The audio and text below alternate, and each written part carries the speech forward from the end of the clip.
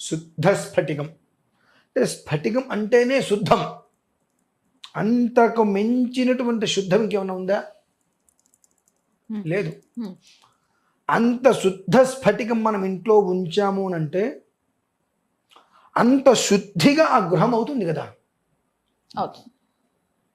ఆ గృహం ఏ గృహం అయితే కనుక శుద్ధి అయ్యేటువంటి యోగ్యత ఉంటుందో, యోగం కలిగి ఉంటుందో, ఆ గృహంలో ఆ శుద్ధ స్ఫటికం, స్ఫటికం వెళ్ళటం వేరు, శుద్ధ స్ఫటికం వెళ్ళటం వేరు. అందులో రకరకాలు ఉంటాయండి. స్ఫటికం ఆ లోపల మొత్తం అంతా కూడా కైలాస పర్వతం లాగా మంచు తెరలు తెరలు కనిపించినట్టుగా స్ఫటికంలో కనిపిస్తుంది అమ్మా. అదంతా అది స్ఫటికం.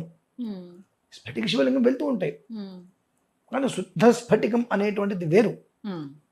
అది ఎంత కష్టం, దొరకడం కష్టమా, పరమ దుర్లభం.